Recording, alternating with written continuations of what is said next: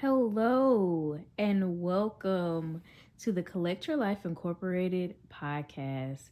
This is episode 3 of season 2.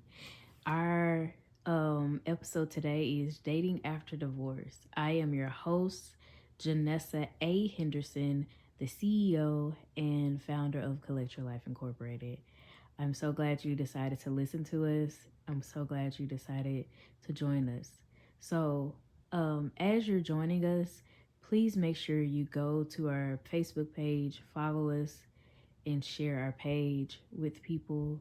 Go to our Instagram, follow us, and go to our YouTube and subscribe. Um, do that for us, and we greatly appreciate it. So, let's get into our topic. This topic seems to be a um, just a good topic for anyone dealing with transition. It doesn't necessarily have to be a divorce, um, but just it could be like a bad breakup, or whatever, just like transitioning through life, and you're just trying to date after so many years. Like it could be that. So for me, I'm just gonna go through like I do with every episode. I'm just telling you, how I dealt with things. This is not a therapy session. This is not a life coaching session. This is just my take and my focal point on things that that have happened to me, or things that are going on in the world. So please seek a mental health professional. Do not use this as a mental health session. Do not use this as a substitute for mental health. That's what I'm saying. So let's get into it. So, as some of you may know, listeners and people who know me, of course, I was married, and as I've already kind of stated in other previous, you know, podcasts, I wasn't supposed to be married to that person.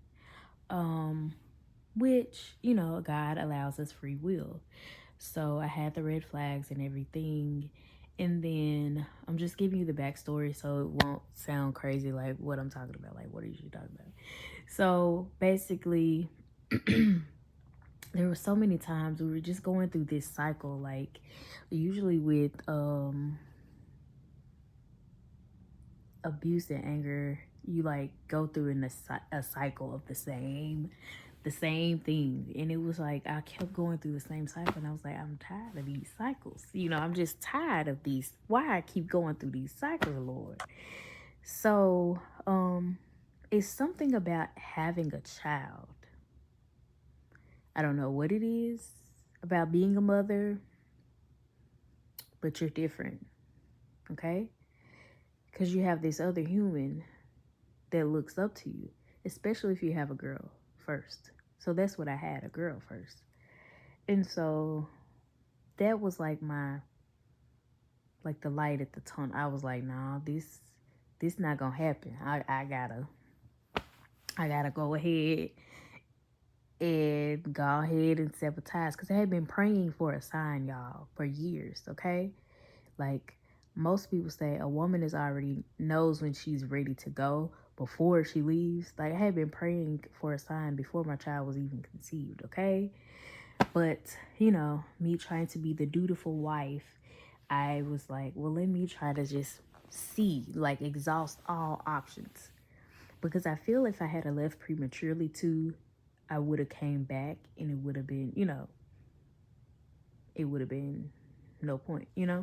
So anyway, long story short, something about having a child just does something to you. Like you're different. Something about almost, losing your life um for this little human being, and you're just different in a good way, but it's like, okay, I want to be better for them. So I had my baby girl, and I was just like, I don't want her to think that this is okay. Like that kept creeping in my mind. And then so I had her when I turned 29. And so then that year I turned 30.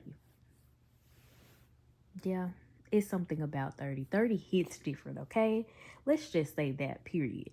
30 hits differently, okay? When 30 came, baby, I turned 30. 2 months later, I was gone, okay? Because it was just like, it's like something in your DNA when you hit 30, like, you're not finna deal. I'm not finna deal with this. I just didn't went through too much already. I'm not finna keep dealing with this. You know what I'm saying?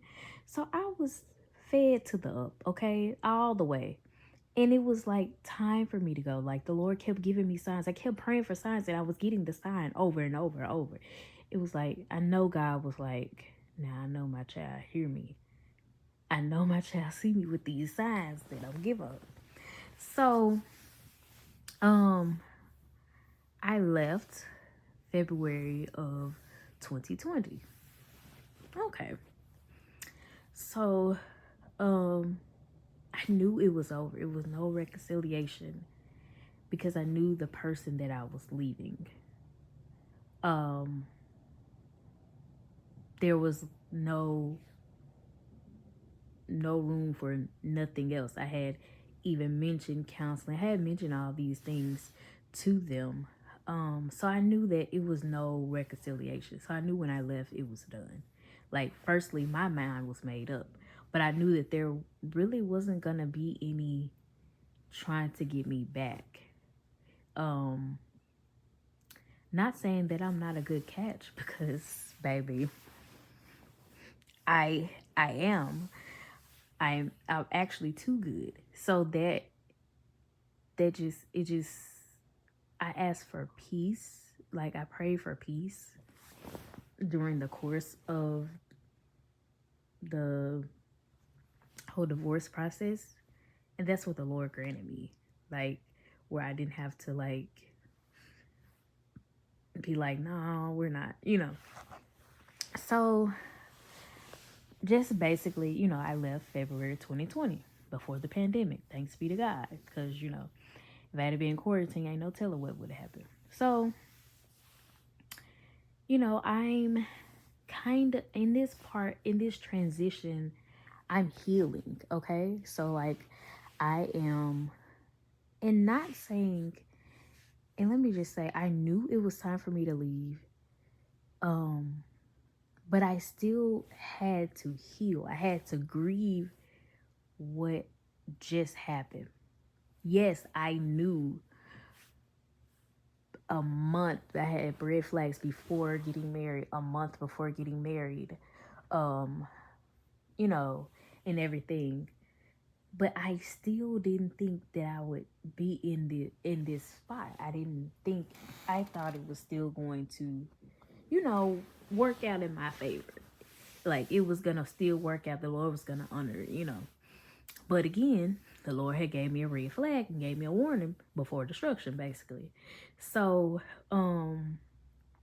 I just, you know, had that red flag.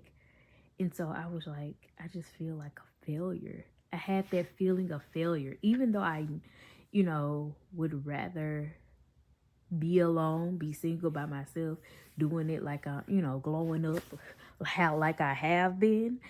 Um, I still had felt like a failure because it's part of my life of me being a married woman. My marriage had failed. Okay.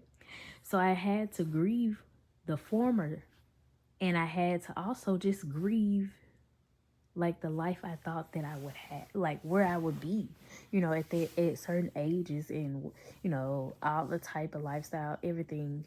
So I had to go through that healing process. I also had to go through a healing process of, now when I say I'm a good catch, I'm a great woman.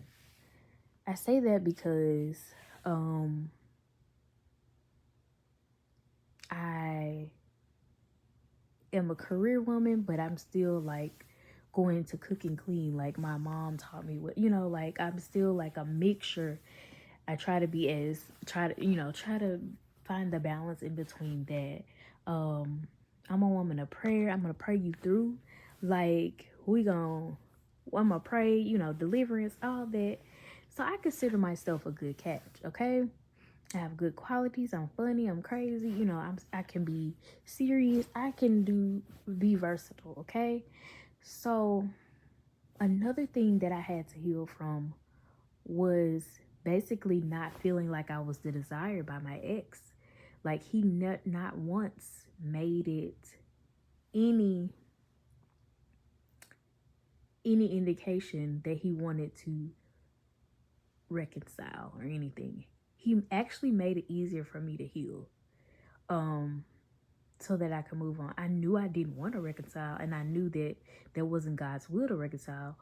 But still, I'm like, I was with you for so long, you didn't even try, like that was like the human flesh part of me.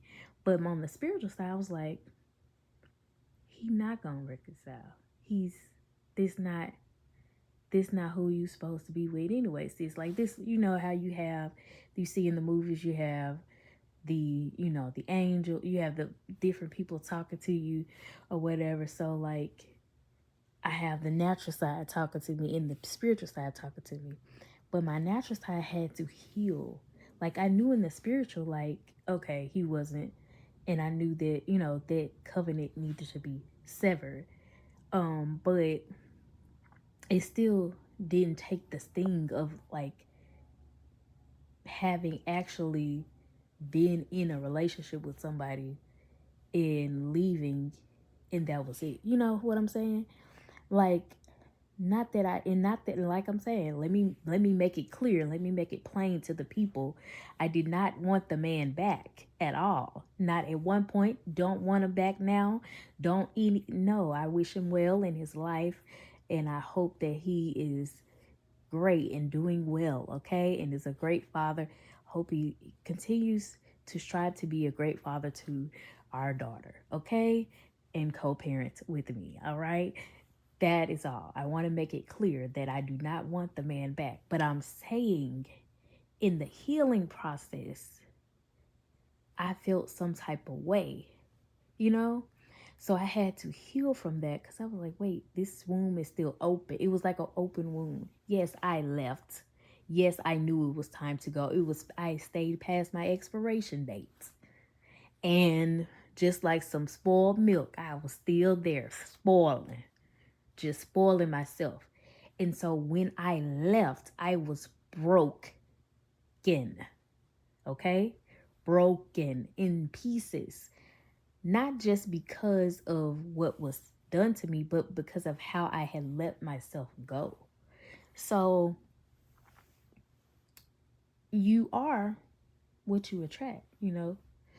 So I had people, I'm in the divorce process, like we filing paperwork and stuff.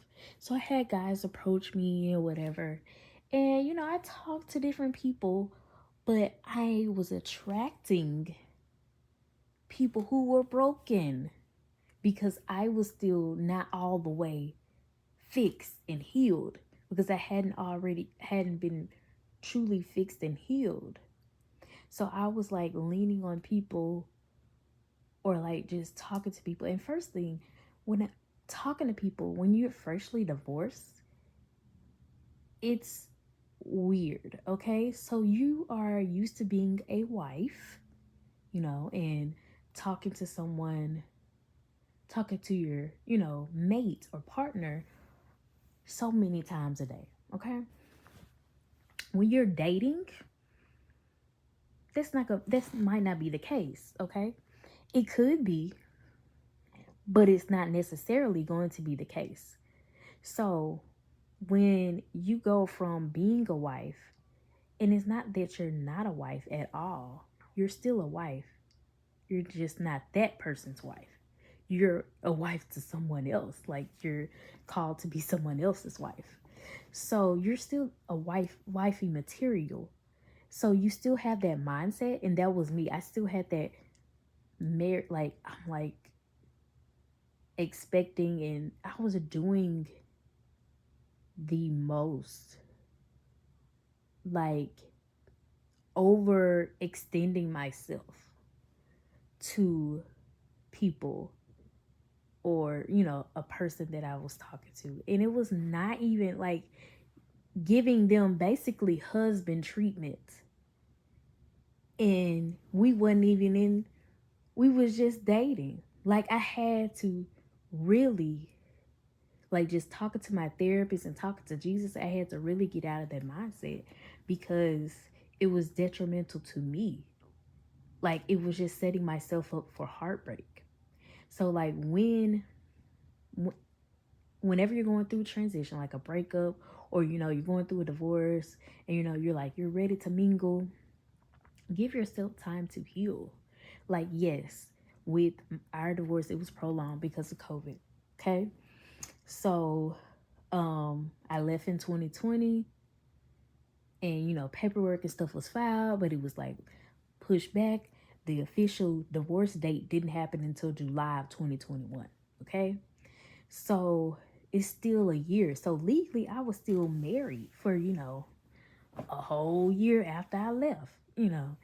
And so when it was legalized in 2021, it was just like, that was the time that I had fully, actually before that, but like about a year after I left though, actually around the time that I got rebaptized. Let me go back. So I got rebaptized in August of 2020. So around that time, that was when my healing had really taken place. Like, full healing. But you're continuously going through a healing. It was to the place where, like, stuff that he had formerly done, people were just finding out. It didn't faze me at all. I wasn't triggered by it. I didn't have no issues. I was cool. Like, forgiveness, like, has different layers. So I was at the different layers of forgiveness at that point. And it was really good. So, but I would say by the time I was officially, the paper got my divorce decree, and it was stamped and decreed, like, I was fully healed from it. And I think that was what God intended, because for me, even though I was still like dating and talking to people, I should have waited and just been to myself. And I was to myself, but at some point, I was focused on this other person. And I think it was like, in a way, because in your mind, you're like, okay, this failed, so let me try to replace it. And so that was what I was doing, trying to replace what had failed and what was broken. But that wasn't right, and that wasn't the right thing. So that dating episode was a fail. And like the dating episode, and I also had to realize too, when I dated my ex-husband, I was 22. Okay. First year teacher, out of college, out of another relationship and all that. And I was a totally different Janessa. But you should always be totally different. You should always be growing. Like, if you're the same person this month, like in the month of June, that you were in January of this year, you haven't grown at all. Like, you haven't had any growth. Something's wrong. You gotta, get that together, because you should forever be growing in all aspects of your life. That's a part of you. And that's in relationships, in marriages. You got to be growing. You have to water each other. Y'all, like, firstly, people, we're like plants. We should be growing like trees. We should be growing, growing, growing. And if you're not being properly watered, you're not properly growing, there's gonna be some dead weight. There's gonna be weeds. There's gonna be, just craziness that shouldn't happen. But it's allowed because you're not growing in those areas. So you gotta make sure you're growing. And so the person I was when I first started dating my ex-husband was totally different. First, I was in my 20s. Now, Cece's in her 30s. It's like I can tell by the first few lines of conversation with a person, and mainly my the Holy Spirit gang over here. My Holy Spirit, the Lord, the blessed be to gauge a little better with bozos, because sometimes I've been just picking bozos or whatever. But when I was 22, when I was dating my ex-husband, I was like I said, a totally different person. And so I can't compare that Janessa to this Janessa, because that 22-year-old Janessa didn't know what she was going to deal with or have to deal with, to get to where I am now. So like and then also the dating scene is totally different. I think it's just, you know, just how it is in the world. It just seems like, okay, really, are these people really thinking that this should happen? And you have to be open minded.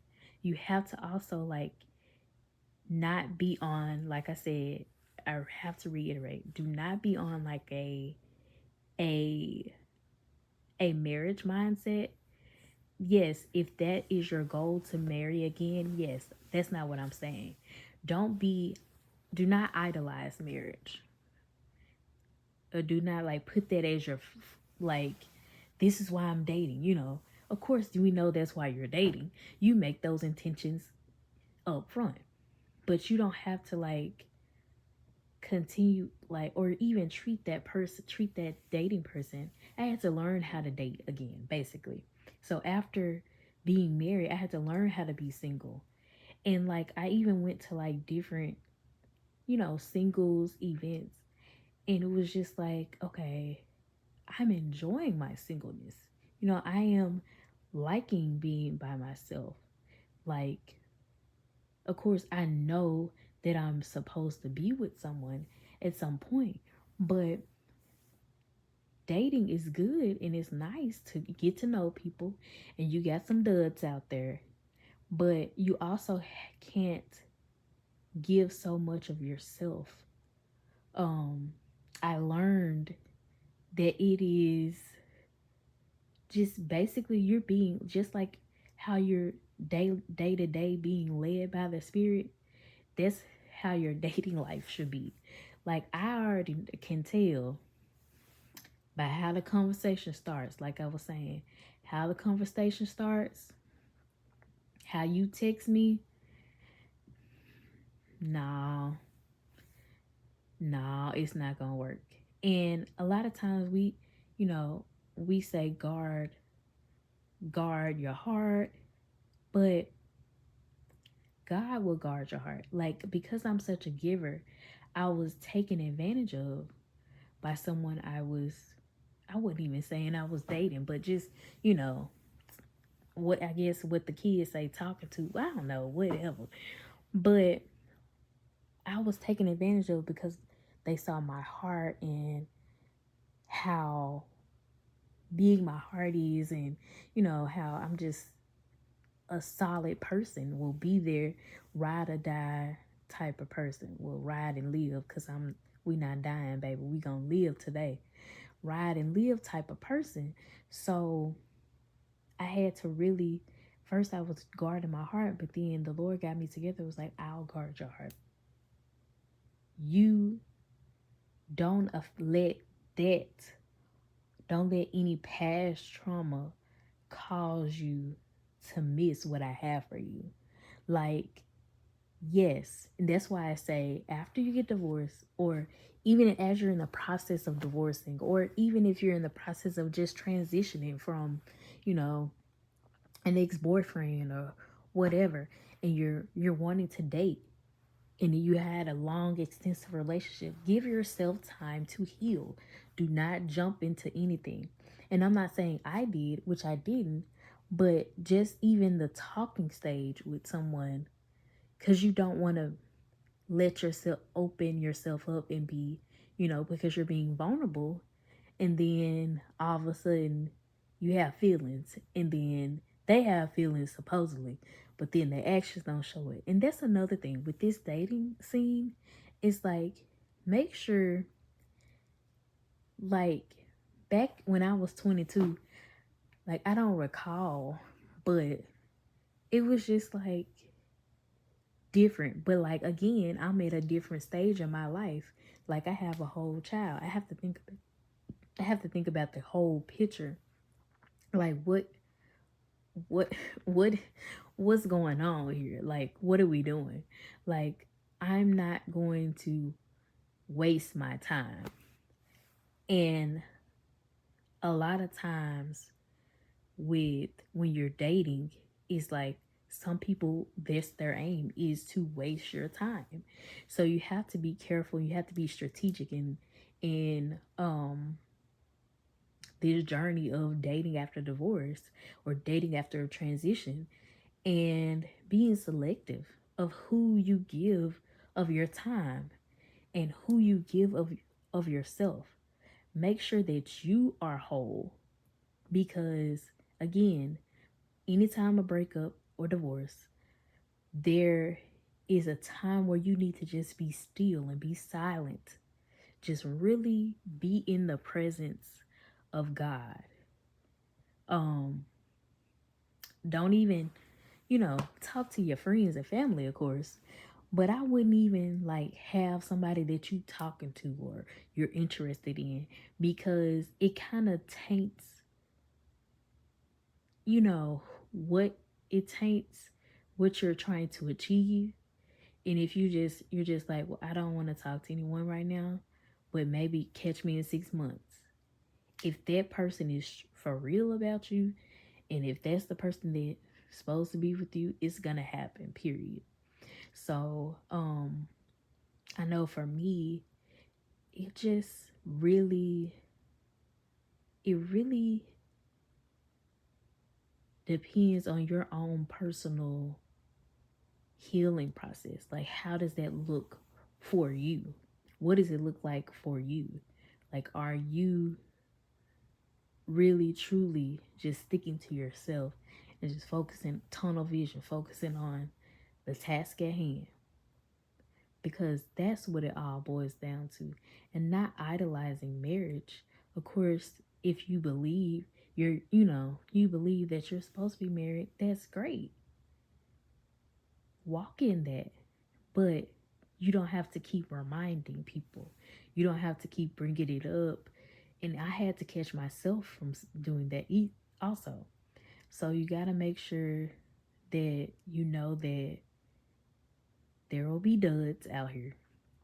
There'll be crazies.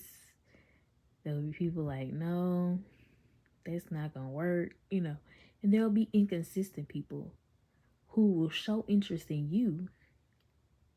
And then once you're consistent, then fall off.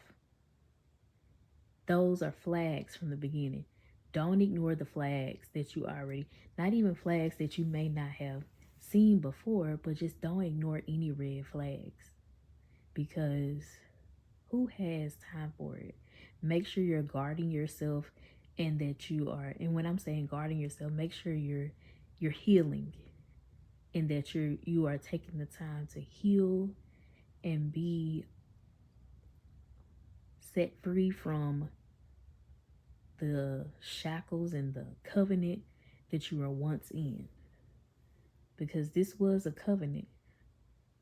And more than likely, if you're getting a divorce for sound biblical reasons, it was a fraudulent covenant. So just make sure you are doing everything, and making sure you're healing, making sure you have your life in check, your health in check, everything's in check, and that you are prepared to date. because a lot of different people, personalities that you may date, you might be ready mentally, or you might be ready physically. Like, yeah, I'm ready. I got, and then end up not even being totally ready. So make sure, if you take anything away from this podcast, make sure that you heal fully. Don't just try to get somebody just because your ex got somebody, or you just want to one up your ex. Don't do that. It's not healthy for you, and especially if you have kids, it's not healthy for them. So make sure you are doing it. You are healing for yourself. The next thing is to also make sure that you understand to be open-minded when it comes to dating. Like, allow yourself, of course, there's certain things that are staples, but just make sure that you are um not being closed-minded when it comes to dating. Be open-minded, um be vigilant, and be aware. And my one of my things, which may be another episode, is just to keep whatever private. Whatever it is, just keep it private. So people won't even have to know. Like, people didn't even know about the, few people that I were talking to prior to, and that's none of their business because it didn't go anywhere. So it really doesn't matter.